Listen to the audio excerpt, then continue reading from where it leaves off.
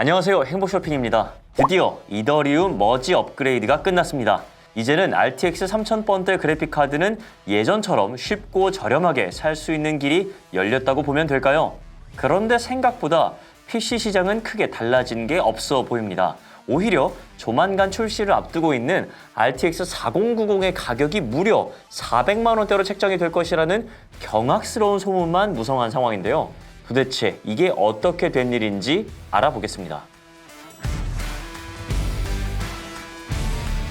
우리나라 시간으로 지난 9월 15일 오후 3시 44분을 기점으로 이더리움은 기존의 POW에서 탈피하고 POS 전환에 성공했습니다. 이번 머지 업데이트는 2015년 이더리움이 탄생한 이래 무려 7년째 준비를 해왔던 프로젝트로 블록체인 역사상 가장 큰 규모의 업그레이드입니다.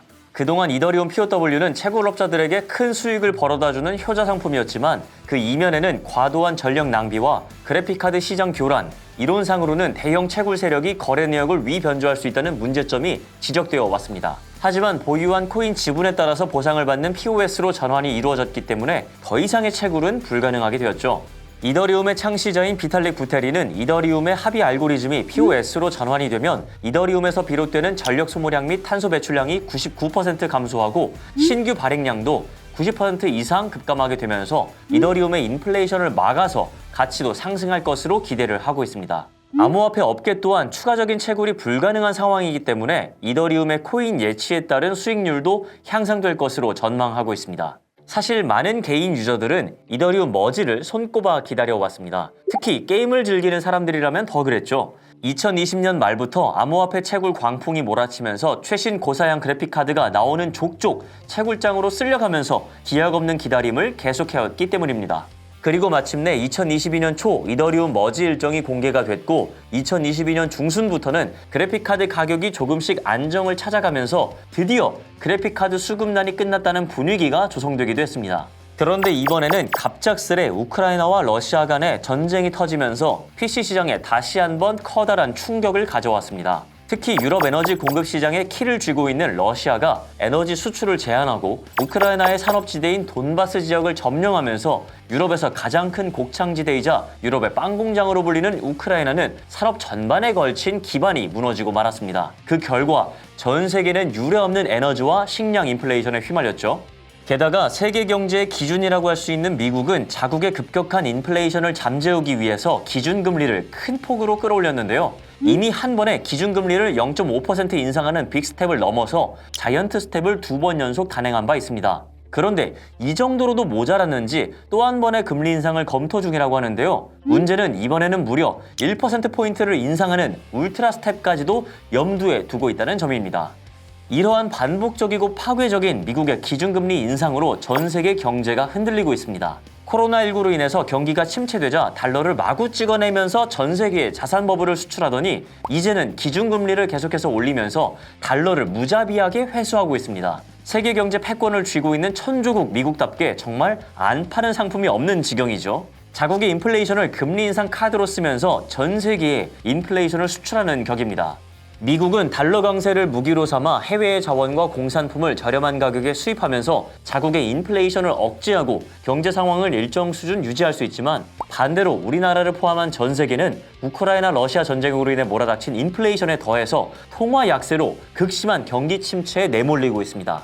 동시에 암호화폐 시장에도 큰 전환기가 찾아왔습니다. 불과 몇 년 사이에 너나 할 것 없이 채굴 시장에 뛰어들다 보니까 많은 자본과 자원이 투입되었고 이는 채굴 광풍으로 이어지면서 그래픽카드 가격 폭등 사태가 발생을 했습니다. 그럼에도 그래픽카드 수요는 점점 더 넘쳐났고 수급난을 거쳐서 품절 사태까지 이르렀죠. 하지만 앞서 말씀드렸던 것처럼 미국 연준의 연속적인 금리 인상과 전쟁까지 겹치면서 세계적으로 주식시장이 폭락을 거듭했고 암호화폐의 가치에 대한 불안정성이 더해지면서 마찬가지로 암호화폐 시장도 대폭락의 시대를 맞이했습니다. 이 모든 일들이 3년도 안 되는 시간 동안 발생했다는 게 참 서글프면서도 놀랍네요. 문제는 이러한 일련의 사태들로 인해서 PC 시장에는 불신이 이미 가득 쌓여버리고 말았다는 점입니다. 현재 엔비디아는 RTX 4000번대 신제품 출시를 앞두고 기존의 RTX 3000번대 재고를 처분해야 하는 상황인데요. 치솟는 인플레이션에도 재고에 여유가 있다 보니까 확실히 수급난에 시달렸던 이전보다는 훨씬 더 저렴하고 구매도 어렵지 않아졌습니다. 하지만 소비자들의 반응은 싸늘하기만 한데요. 암호화폐 광풍 시기에 수차례 터져나왔던 RTX 3000번대 제품의 재포장 이슈로 인해서 아직까지도 조금씩 의심하시는 분들이 계시기도 하고요. 게다가 최고점을 찍고 뚝 떨어진 가격대라고 하더라도 여전히 존버를 외치면서 과거 수준의 가격대를 바라는 이들도 있습니다. 하지만 결과적으로 이런 존버를 외치시는 분들께서 기대하는 가격으로 RTX 4000번대 제품이 출시될 일은 절대로 없을 겁니다. 기존 생산분이 남아있는 RTX 3000번대 제품이야 생산 원가도 저렴하고 빠르게 재고를 털어내야 하기 때문에 나름 저렴한 가격대로 유지가 되겠지만 3000번대 제품이 시장에 많이 깔려있는 지금의 현 시점에서 굳이 RTX 4000번대 신제품 판매를 서두를 이유가 없기 때문이죠. 즉 이러한 상황에서는 RTX 3000번대와 4000번대의 가격의 양극화가 발생할 수밖에 없다는 뜻입니다. 그렇기 때문에 본인의 현재 상황에 맞춰서 합리적이고 현명한 소비를 해야 하는 타이밍인 거죠. 이전에 저희가 올린 영상을 참고하시면 좋을 듯 합니다. 자, 이러한 그래픽카드 가격 양극화 분위기에 기름을 끼얹는 소문도 솔솔 들려오고 있습니다. 얼마 전 RTX 4090의 출시가 2022년 10월 무렵으로 RTX 4080은 빠르면 12월에도 출시가 가능하다는 소식이 들려왔습니다. 실제로 최근에는 일부 제조사의 RTX 4000번대 신제품의 실물 사진이 유출되기도 했죠. 게다가 RTX 4090이 지난 8월 16일부터 생산을 시작했고 이미 유통까지도 앞두고 있다는 것으로 보인다는 글이 커뮤니티에 올라오기도 했습니다. 그래픽카드 관련 소식통인 무어의 법칙은 죽었다, 코파이트 7 키미 등이 트위터를 통해서 RTX 4090이 10월 출시할 것으로 지속적으로 알리고 있기 때문에 가능성은 충분할 것으로 보이고 있습니다. 그리고 엔비디아는 RTX 4000번대 출시 전 RTX 3000번대 재고를 빠르게 소진하기 위해서 MSRP를 인하하는 초강수를 둔 것으로 알려졌습니다. 실제로 미국의 유명 전자제품 판매점인 베스트바이를 비롯해서 여러 업체에서는 기존의 MSRP보다 낮은 가격대의 제품을 판매하고 있는 상황이죠. 해외에서는 이미 RTX 4000번대 예판이 시작되면서 가격이 공개되기도 했는데요. 가격이 정말... 퀘이사존에서 조사한 바에 따르면 호주의 컴퓨터 전문 판매 업체인 컴퓨터 스퍼스에서는 가장 저렴한 모델인 기가바이트의 4090 제품의 가격을 3,660 호주 달러로 책정했는데요. 한화로는 무려 약 344만 6천 원에 달하는 정도입니다. 심지어 기가바이트 4090 게이밍 제품은 4,550 호주 달러, 한화로 약 428만 4천 원에 등록이 되었네요.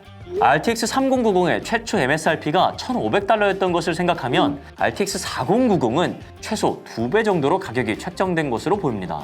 물론 벤치마크 결과 RTX 4090이 기존의 3090에 비해서 약 2배에 가까운 성능 향상을 보여준 것으로 알려지면서 유저들의 기대감이 커졌지만 동시에 가격도 2배, 전력 소비량도 2배가 되는 것이 아니냐는 우려도 커지고 있는 상황입니다. 그렇기 때문에 오는 9월 21일 0시에 있을 젠슨 황의 GTC 키노트를 기다려봐야 하는 이유인데요. RTX 4000번대 출시를 앞두고 쏟아지기 시작하는 수많은 루머들을 모두 잠재울 수 있는 좋은 소식을 기대해봐야겠습니다. 그래픽카드 하나를 400만 원을 주고 사야 하는 그런 세상이 정말로 오는 걸까요? 최근 인텔은 12세대 CPU의 가격이 급격하게 오르면서 경쟁력을 잃고 있습니다. 실제로 가성비에 집중하는 AMD의 시장 점유율을 점점 더 많이 내주고 있죠.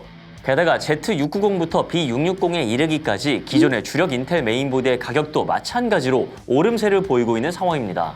H610의 가격이 그나마 저렴한 편인데도 최소 10만 원은 생각해야 하는 상황이죠. 인텔 13세대 CPU와 메인보드는 더 비싸질 것으로 보입니다. 최근 캐나다의 한 소매업체가 인텔 13세대 랩터레이크의 상품 가격을 등록했는데 인상폭이 만만치 않았거든요. 촬영일인 9월 16일 금요일 기준 환율은 달러당 1,392원으로 i9 13900K는 725달러, i7 13700K는 511달러, i5 13600K는 355달러로 12세대와 비교했을 때는 적게는 10만원에서 많게는 20만원 정도 인상된 것을 알 수 있습니다.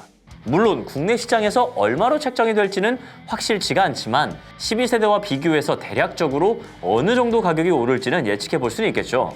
그나마 AMD 7000 시리즈는 이미 전작인 5000 시리즈와 동일한 MSRP로 출시가 확정되었습니다. 하지만 이전 영상에서 말씀을 드렸다시피 환율이 미친 듯이 폭등을 해왔기 때문에 굉장히 비싼 가격에 살 수밖에 없는 상황이죠. 게다가 7000 시리즈는 AM5 소켓을 장착하다 보니까 메인보드도 새로 장만을 해야 하고 DDR5 메모리 전용이라는 점도 부담이 되는 부분입니다. 아직 DDR4 대비 1.5배 이상 비싸니까요. 그리고 엔비디아 RTX 4000번대 그래픽 카드는 무슨 말이 필요할까요? 성능에 대한 기대감은 크지만 가격은 정말 상상을 초월할 정도일 테니 한숨만 나오는 상황입니다. 즉, 이번에 새로 출시할 신상품의 가격은 AMD, 인텔, 엔비디아 모두 마찬가지로 비쌀 수밖에 없다는 뜻입니다. 특히 고성능 라인업을 갖추면 갖출수록 성능을 제대로 구현하기 위해서는 고성능의 쿨러 그리고 고용량의 파워가 필요한데요. 전기료도 점점 비싸지는데 더 많은 전기를 써야 하는 상황이 되는 겁니다. 2년 만에 존버를 끝내고 이제야 좀 제대로 된 가격으로 좋은 제품을 살 수 있겠다 싶었는데 PC 시장이 아직까지도 미쳐서 돌아가고 있습니다. 조립 PC의 가장 큰 메리트를 느낄 수 있었던 보급형 시장은 점차 줄어들고 있고요. 소비자는 9세대 제품으로 구성한 200만 원 이하의 가성비 조립 PC를 맞추거나 4세대 제품으로 구성한 300만 원 이상의 사치품이라고 불러도 될 정도의 가격대인 조립 PC를 선택해야 하는 상황에 내몰리고 있습니다.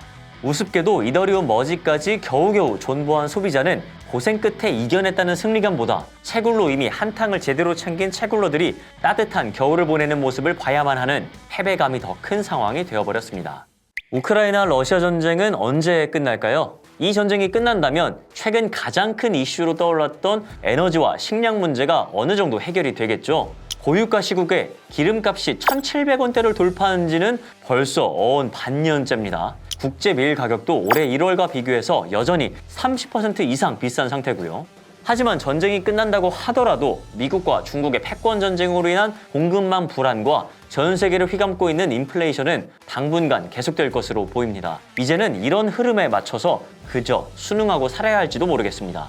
마찬가지로 PC 시장이 언제쯤 다시 호황을 맞을지 예측하기가 참 어려운 상황이에요. 모든 조건들이 딱 맞아떨어지는 일이 있지 않는 한 과거처럼 저렴한 가격에 그래픽카드나 조립 PC를 맞추는 건 불가능할 수밖에 없겠습니다. 결국 각자의 상황과 입장에 따라서 합리적인 판단을 통해 적절한 소비를 하는 게 최선이라고 생각을 합니다. 네, 오늘 영상은 여기까지입니다. 다음에는 조만간 출시할 AMD 7000 시리즈에 대한 구매 가이드 영상으로 돌아올게요. 감사합니다. 좋아요와 댓글, 구독과 알림 설정까지 부탁드릴게요. 행바!